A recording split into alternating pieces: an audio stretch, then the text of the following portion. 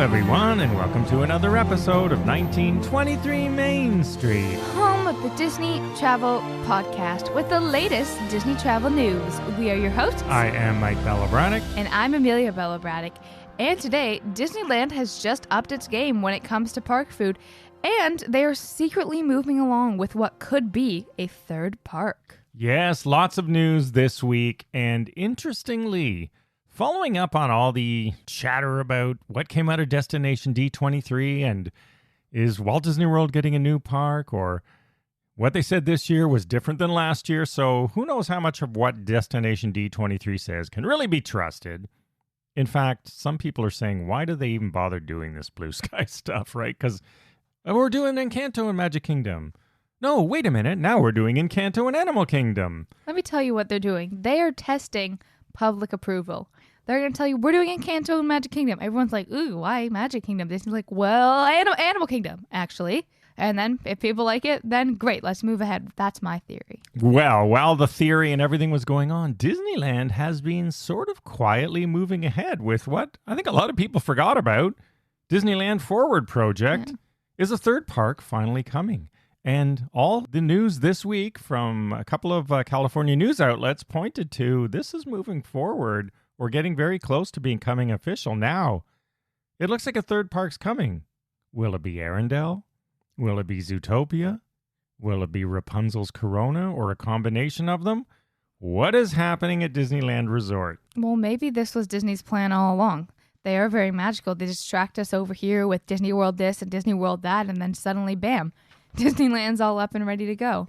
And what happened is, the reason this is in the news is the city of Anaheim released a 17,000-page environmental assessment report for this Disneyland Forward project. And, it wasn't perfect. There's a lot of, they said, of course, it's going to increase greenhouse gases and stuff like that. And they noted a bunch of issues over this point. But additionally, they did mention that probably this would be moving ahead. Yeah, it sounds like the signs are pointing to it moving forward. So we don't know when this is going to happen or that, but we do know where and what may be involved because there were some other discussions going on. So there have been talks of People Mover and the Skyway making return appearances. Yeah, because they're talking about how are they going to move people around. So it's interesting. Where it's going is currently a parking lot on the east end of Disneyland, and they're trying to sort of build this closer to some of the hotels that are on the, they're not exactly right next to the current park. So this third park could be close to the hotels. They're even talking about walking bridges over Harbor Boulevard and Disneyland Drive to allow guests to move more freely. Well, I was going to say, I wonder if they almost want to do what Universal does, which is make a People Mover or Skyway type thing between the parks. That's what I'm thinking too. Because Disneyland and California Adventure are so close that guests can do them both without outward transportation. So the third gate. So the third gate would need to feel included in that somehow. So they would just make the transportation, I guess, accessible with your park tickets. Yeah, that's right? exactly what I was thinking. It's funny you said that too. So this is what we see reading into this. But all this type of discussion is far, far more detailed than these blue sky, maybe one day before I'm dead, Walt Disney World will do something major. This stuff is really, really moving along, and the fact that they're talking about that kind of detail about transportation planning, and I'm sure a lot of people will be happy to see the People Mover in particular come back to Disneyland, and the Skyway. I mean, the Skyway, I don't know if they're going to make it like the original Skyways at both Disney World and Disneyland, or are they going to make it really like the Skyliner? I don't know, but here it would make sense, and it wouldn't be super long. Well, Disneyland does feel just a little bit more nostalgic than Disney World because it is the original, so it has that extra touch. And I personally would love if they played into that more, if they played into the slight retroness of it all when they were building, this imaginative third gate. Or if they had almost like, with the transportation, almost like a ride where you're going through, a journey and it preps you for the third gate, or at least whatever land of the third gate you're entering. I think that'd be really talking cool. About those lands, the reason those three, Arendelle, Zootopia, and Corona, are being discussed is because they're being built as we speak or about to open in other parks around the world. So those are the three that they seem to be focusing on. Or maybe they could do something entirely different. Who knows? We don't really know, but all we know is something is actually coming here, and it's not like Josh D'Amaro changing his tune every year at Destination D23. So I mean, for all we know, it could be about a new movie we've never heard about yet. that's true. So That's true. It could be. So I don't know. I think this is one I may actually see come to life.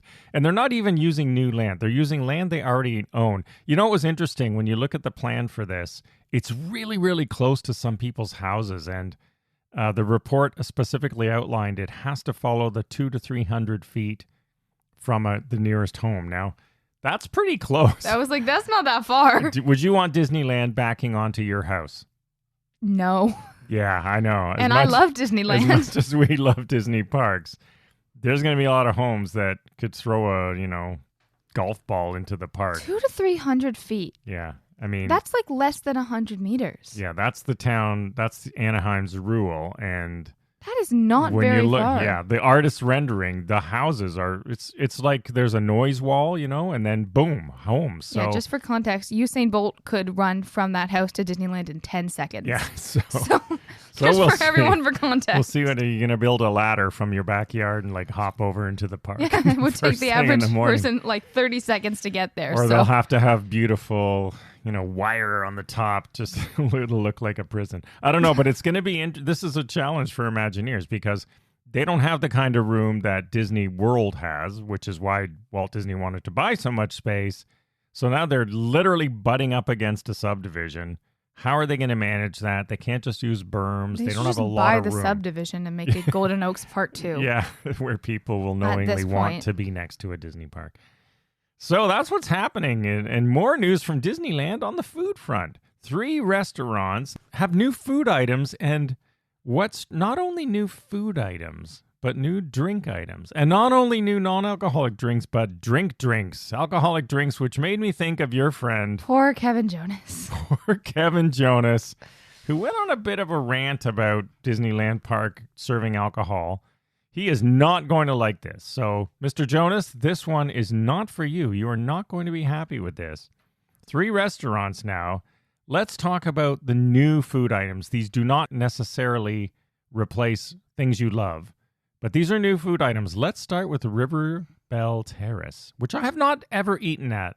Well, lots of new options. I want to focus firstly on the brunch options because I definitely need to try a few of these. So first off, they have a warm bacon and spinach salad, which has a bacon vinaigrette, heirloom cherry tomatoes, and cheese curds, and this is only available at brunch. This one's not necessarily my cup of tea, but Disneyland always tends to be more healthy. Yeah, it looks like a lot of new brunches coming, and they also have This feels very California. Yeah, scrambled eggs, bacon breakfast, that's new. Signature pancakes. Now, this one's interesting. This one I love. Pumpkin spice pancakes for fall season, so I imagine these might be seasonal. Yeah, this one sounds seasonal. Not all of them are, but this one is. Yes, and then you also have a roasted summer squash with, again, heirloom tomato sauce, heritage grains. Oh, succotash, greens, and tofu. So this is your plant-based version here. That's brunch and dinner, so you can get that at 2 meals. And the dinner options don't seem to be too far behind in terms of quality. Yep, chicken pot pie, pretty standard. Pork chop with mashed potatoes, also new, dinner only.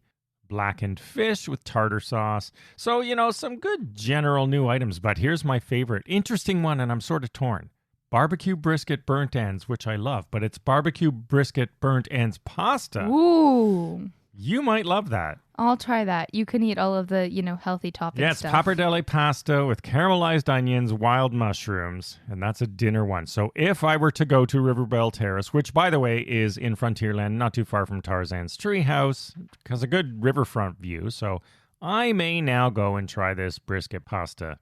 And, of course, chocolate chip cookie and plant-based ice cream added for the dessert in this restaurant. Now, drinks. Non-alcoholic Mississippi mud pie. Wow. Sprite, chocolate fudge syrup, and cream. Topped with whipped cream and crumbled chocolate cream cookies. Holy moly, too sweet for me. This is giving your 7-year-old will run around the whole park for the rest of the day. So beware with that one. Next up, this, I believe, is alcoholic. This is my style. The Wild Berry Mule, which is Tito's handmade vodka, blackberry puree, lime, and ginger syrup with blackberries. Yeah, that sounds good. And then lots of wines from Nielsen Wines, Mayomi Wines, Modelo. Beer is now on the menu. and Smog City Brewing Sabertooth Squirrel Happy American Amber Ale. Probably the longest beer name I've ever seen. Yeah, well, I definitely want to give that restaurant a try next time we're there. Yeah, so Riverbell Terrace sounds good. Now, how are we stacking up at Cafe New Orleans? Now, this one we have been to in New Orleans Square. Nice spot as well, sort of a French Quarter flair. The only drinks are new here.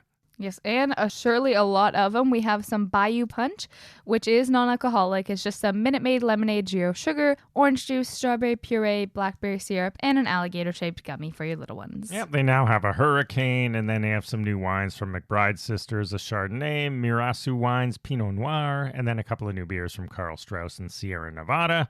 And then finally, at the Carnation Cafe, which is on Main Street, USA, great spot. Yeah, so this is very American comfort food. They have food and drinks. Let's start with the food.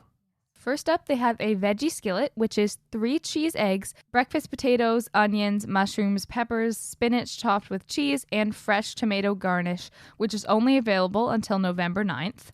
Same thing, only available until November 9th as well, at breakfast only, so very limited edition. This one sounds good. Walt Chili Cheese Omelet. This is a cheese omelet topped with chili, cheese, and chives served with breakfast potatoes. That's going to be filling. I've never had, I have to say, chili with eggs. I would give it a shot. I would give it a shot too. Good. And then, of course, last thing, they have a brownie with chocolate sauce, which is plant-based. All right. Now, in the drink section, there's couple of interesting. This is interesting because. Yes, Disney loves their Sprite with non-alcoholic drinks. Yeah, but look at all the alcoholic drinks. It says breakfast only in almost all of them. So they're all sunrise drinks. So you come into Disneyland Park and you get your shot and then you go into the park. So Disney decided they were doing who alcohol. Who is it, Kevin Jonas? He is going to absolutely hate this. Disney was like, we're doing alcohol. All right, so they have an orange creamsicle, non-alcoholic, blah, blah, blah. Let's get into the alcoholic. Oh, great. This one sounds good. Lavender mimosa. So I have some lavender syrup. I'm going to try this. It's basically sparkling wine with lavender syrup, so that might be nice. That's a breakfast drink. Similar thing with an orange juice mimosa. Again, breakfast only. Yeah, pretty standard a mimosa. Additionally, they have a Bloody Mary with, homemade vodka, Cutwater Bloody Mary mix, and bacon and celery. Only available at breakfast. Breakfast only. This is so bizarre, Does Disneyland. breakfast at least go to 11 a.m.? Yeah, I know. All right. Then they have sparkling wine, breakfast only. Don't ask me why. I mean, and then they have Chardonnay that you can get any time of the day and some Cabernet from Silver Palm and Michelob Ultra if you want a light beer. You can have that anytime. And then finally, Golden Road Brewing, right on 10 hop, hazy IPA. So don't you find this kind of funny? Yeah, why? Is this a typo? I don't know my what's question. going on. Disneyland, you're going bananas. I don't know. It's a love it or hate it thing, but I just think it's sort of funny. Breakfast only. So you want your shot, you better get in there. They want people in the parks drinking on Main Street. Yeah, I guess they decided to get in with the brunching crowd. Oh, how the times have changed. My goodness. Well, I think it's funny. All right, so there you have it. You can have your morning drinks on Main Street. Maybe then your kids will be easier to deal with. Yeah, I don't know. This is going to be quite interesting as this rolls out. Anyway, that's the news for this week. All from Disneyland. New parks coming your way, new drinks coming your way, and new food coming your way. So lots of stuff probably happening for sure at Disneyland. We'll see what the future holds for Walt Disney World outside of the things we know that are happening, like Test Track. I'm talking about the new park type stuff. That's all the blue sky. Maybe we'll see what Josh says next year. Anyway, that's the news for this week, everyone. And by the way, our new shop is now open, 1923mainstreet.com/shop. We have some very cool new Disney-inspired items, all original designs, including a Boo to You crew that you and your family might want to wear at Halloween. Check it out.